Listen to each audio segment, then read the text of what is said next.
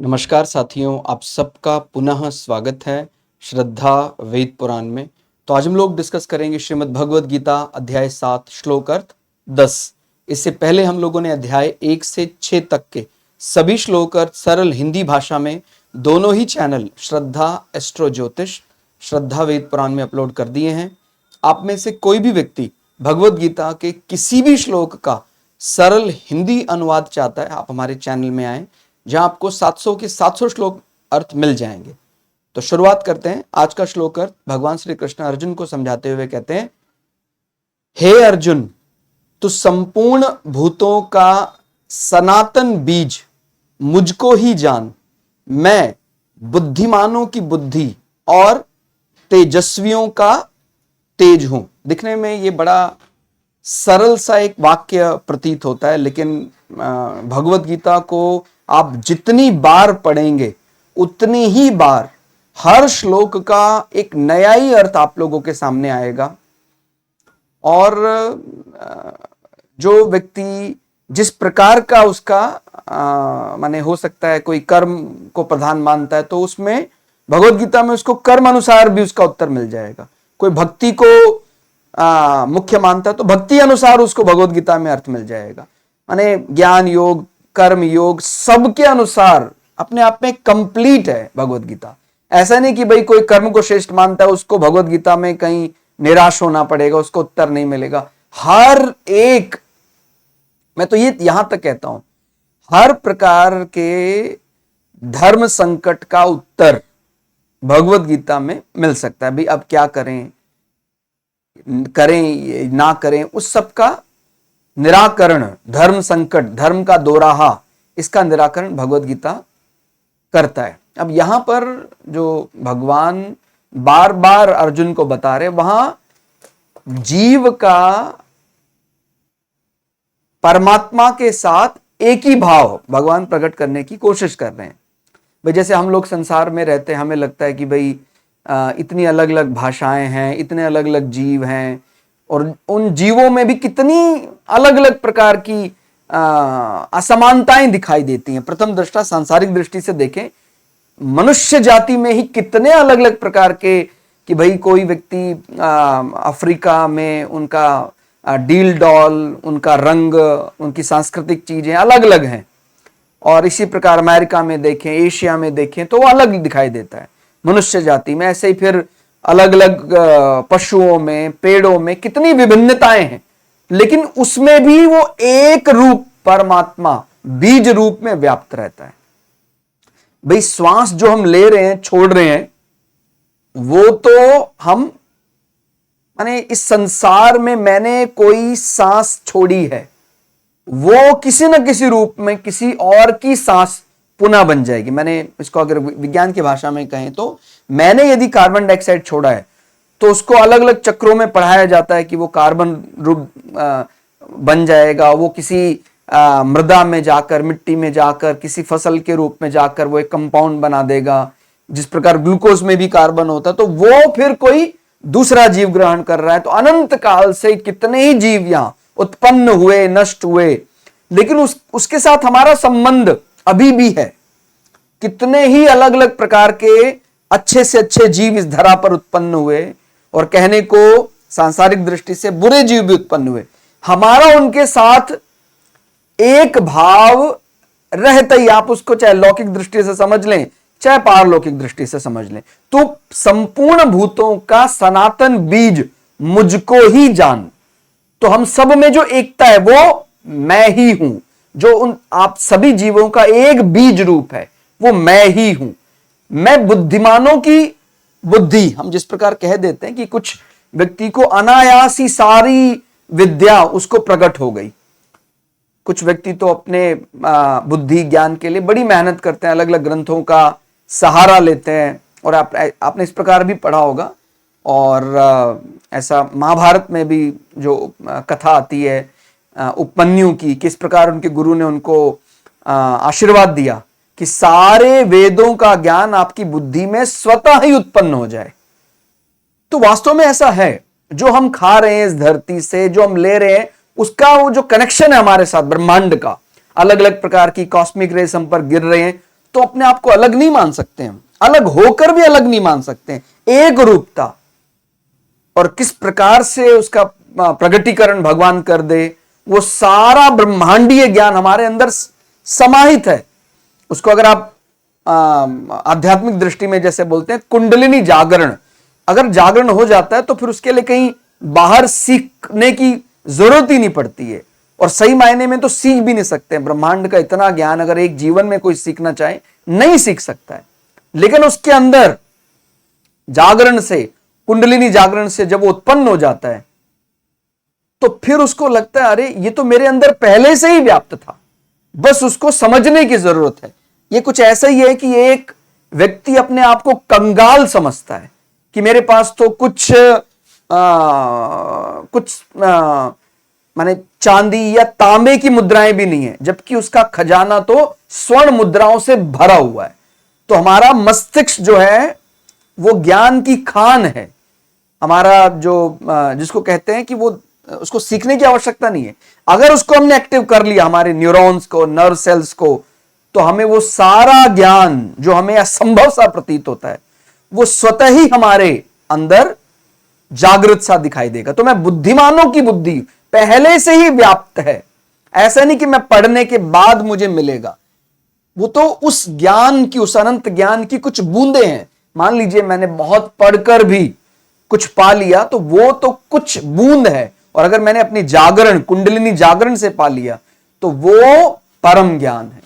और तेजस्वियों का तेज हूं, जो हमारे अंदर ये जो भावना है कि भाई मुझे कर्मठ बनना है, मैं तपस्या करूंगा, मैं मेहनत करूंगा, ये जो भावना है ये हमें सत्यता की ओर लेकर जाती है। और जो लोग आलसी, प्रमादी हैं, वही लोग असत्यता का सहारा लेते, माने सही समय पर सही कार्य किया नहीं, और फिर वो अपने आप को, अपनी कमजोरी को ढांपने के लिए असत्य का सहारा लेते हैं। तो जो हमारे अंदर मेहनत करने की ललक है, वो व्यक्ति का जो पुरुषत्व है वो अपने आप में ही ईश्वर कहा गया है। जो व्यक्ति हर बात पर असत्य भाषण करता है वो ईश्वर से अभी बहुत दूर है, और जो बड़ा मेहनती है, समय का पालन करता है, वो ईश्वर के उतने ही ज्यादा नजदीक है। ठीक हो गया। तो हमारे अंदर जो कर्मण्यता है, माने मुझे कर्म करना है, कर्म करने के प्रति जो मेरा अनुशासन है, कठोर अनुशासन है, वो मुझे सत्यता या ईश्वर के नजदीक रखता है। तो तपस्वियों का तेज साक्षात ईश्वर ही है। अगर उस पुरुष के अंदर से पुरुषत्व चला जाए, पुरुषत्व का अर्थ यहां कोई मेल और फीमेल से नहीं है, कोई भी मनुष्य जाति का व्यक्ति अगर उसके अंदर मेहनत करने की ललक नहीं है, मुझे अपने आप को कौन हूं मैं जानना, ऐसा उसके अंदर भावना ही नहीं है, तो उसको हम पूरा मनुष्य ही नहीं कह सकते। तो उसकी वो भावना जो उसको लगातार चलायमान रखती है, कर्म में लगाए रखती है। ठीक हो गया। वास्तविक पुरुषार्थ क्या है? अपने आप को जानना। तो जो उसको वास्तविक पुरुषार्थ में लगाए रखे, वही तप, वही तेज भगवान अपने आप को कहते हैं। तो इसको थोड़ा और सरल शब्दों में कहें तो प्रथम दृष्टा इस संसार में, ब्रह्मांड में अनेक भेद दिखाई देते हैं। विभिन्न देशों में मनुष्यों की अनेक अनेक जातियां हैं, उनमें भी इतना भेद है कि दो मनुष्यों के अंगुलियों की रेखाएं भी समान नहीं दिखाई देती हैं। ठीक हो गया। और परस्पर नहीं मिलती है। प्रथम दृष्टा ऐसा लगता है कि यहां भिन्नताएं ही है, अनेक रूप, स्वभाव, रुचि, प्रकृति, मान्यता, भाव आदि भी परस्पर नहीं मिलते। इसी प्रकार धरा के अलग अलग जीवों की बात करें, गाय, भैंस, भेड़, बकरी, घोड़ा और दूसरे जंगली जो जीव हैं, ऊंट, कुत्ता आदि, और बहुत ऐसे जीव हैं। ठीक हो गया।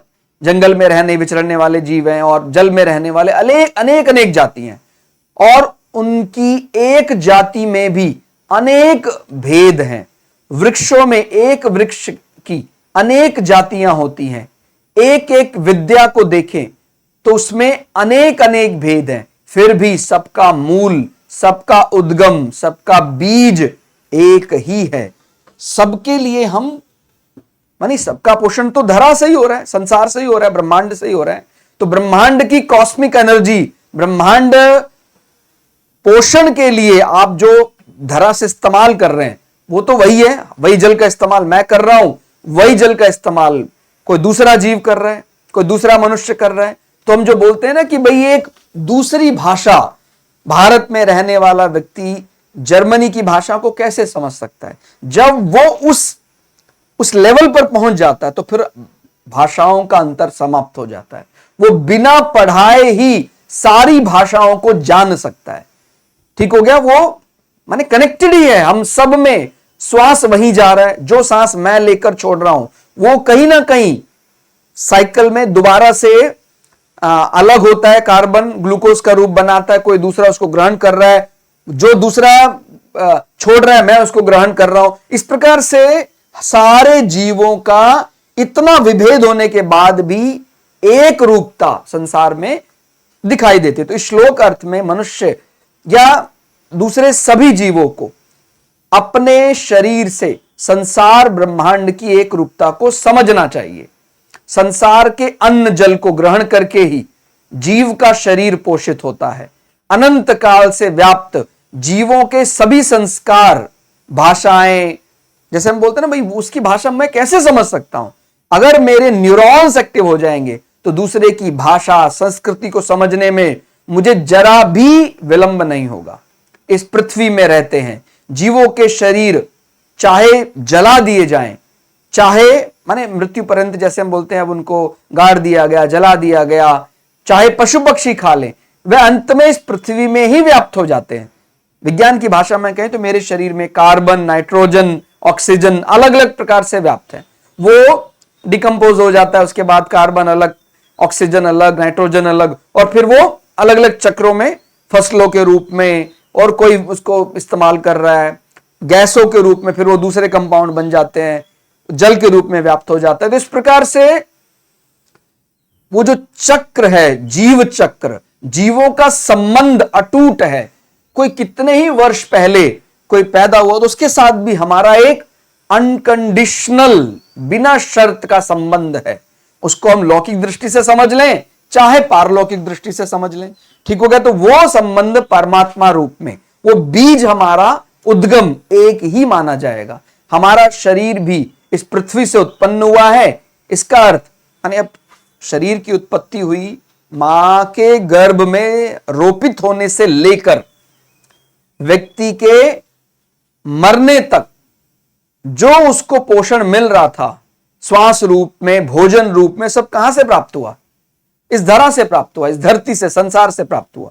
मरने के बाद मेरा शरीर कहां मिल गया? धरती पर। अगले जीव को जो शरीर मिलेगा वो भी इस धरती के ही अलग अलग तत्वों से, अलग अलग मिनरल से, अलग अलग खनिजों से ही प्राप्त होगा। ठीक हो गया? जो हम कह रहे हैं ना आयरन की डेफिशिएंसी, वो सब भी कहां से है? वो सब इसी, वो आयरन को शरीर में रहता वो अलग नहीं है, वो इस धरा पर ही व्याप्त है। अलग अलग मेटल, नॉन मेटल जो हमारे शरीर में व्याप्त है वो कहां से? इस संसार के साथ। तो हमारा संबंध संसार के साथ सदा रहेगा ही। इतने चाहे कितने करोड़ साल पुराने परमाणु हो, परमाणु में कुछ नया पुराना नहीं होता है भाई। कोई ये नहीं कह सकता है कि ये परमाणु जो कार्बन का है ये एकदम लेटेस्ट है।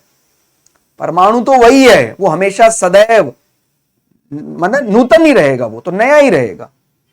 ठीक हो गया? परमाणु के जो माने इसके एटॉमिक स्ट्रक्चर विज्ञान की भाषा में भी समझो, उसमें कोई भी बदलाव नहीं हुआ है। हमें कहने को इतने साल हो गए धरती पर, कभी सतयुग था, कभी त्रेता था, कभी द्वापर था, कभी कलयुग आज हम देख रहे हैं, तो हमें लगता है कि बहुत बड़ा परिवर्तन आ गया है। मूल जो उसका है तत्व, उसमें लेश मात्र भी अंतर नहीं आया। उसका जो तत्व, उसका जो एलिमेंट्री एटॉमिक उसका स्ट्रक्चर, उसमें कोई परिवर्तन आ ही नहीं सकता है। ठीक हो गया? इसका अर्थ हम में भी वही संस्कार कहीं ना कहीं व्याप्त हैं, चाहे उसके कंपाउंड फॉर्म में कुछ परिवर्तन हुए, उसके अंदर कुछ मिक्सचर हो गया, लेकिन उसका जो मौलिक आधार है, जैसे मैं जब इस्तेमाल कर रहा हूं ग्लूकोज, तो ग्लूकोज में अलग अलग प्रकार के कंपाउंड फॉर्मेशन है, C6H12O6, वो अलग, लेकिन उसका जो ग्लूकोज का कार्बन है वो तो वैसे का वैसा ही है, चाहे वो 1000 साल पहले की बात करें चाहे अभी की बात करें, कार्बन में कोई परिवर्तन नहीं आया है। ठीक हो गया? तो संपूर्ण भूतों का सनातन बीज मुझको ही जान, जिसमें कोई परिवर्तन नहीं आता है, हजारों साल बीत जाए, करोड़ों साल बीत जाए, वो एक जैसा ही रहता है। चाहे वो लौकिक दृष्टि से समझ लीजिए, चाहे पारलौकिक दृष्टि से। मैं बुद्धिमानों की बुद्धि और तपस्वियों का, तेजस्वियों का तेज हूं। तो इस प्रकार से 7वें अध्याय का 10वां श्लोक पढ़ने की महत्ता क्या है? हम जो अपने आप को अलग माने बैठे, उसकी संस्कृति अलग, वो जीव अलग, वो उस प्रांत में रहता है, वो उसकी भाषा का ज्ञान थोड़ी होगा, आपको फिर वो एक रूपता दिखाई देने लग जाएगी कि वो तो सांस तो उसी वायुमंडल में ले रहा है, तो कहीं ना कहीं हमारा स्पंदन, हमारा रिदम उसके साथ मिल रहा है। हम उसको अलग जाति का, बिरादरी का, अलग देश समूह का कह सकते हैं, उसके बाद भी हमारे अंदर एक चीज एकदम कॉमन है। वो जिस परमाणुओं का इस्तेमाल कर रहा है, हो सकता है वो परमाणु मेरे शरीर से निकले हो, या जो परमाणु मैं इस्तेमाल कर रहा हूं हाल फिलहाल में, वो परमाणु के शरीर के जरिए निकले हो और मैं उसका इस्तेमाल कर रहा हूं। तो पूरे ब्रह्मांड का संयोजन है। ब्रह्मांड में गिरने वाली कॉस्मिक या इलेक्ट्रोमैग्नेटिक वेव्स जो मुझ पर प्रभाव डाल रही हैं, वो बाहर किसी दूसरे लोक से आती हैं और मुझ पर प्रभाव डालती हैं। ठीक हो गया?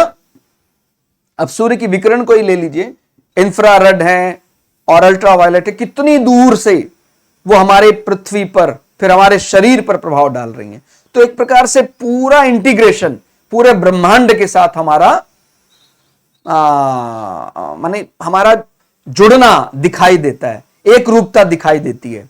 हम ब्रह्मांड से अलग होकर अपने रूप को एक क्षण के भी लिए इमेजिन कर सकते हैं। ठीक हो गया? तो हमारी एक रूपता, ये कह सकते सबका उद्गम, सबका बीज रूप में वो परमात्मा ही व्याप्त है।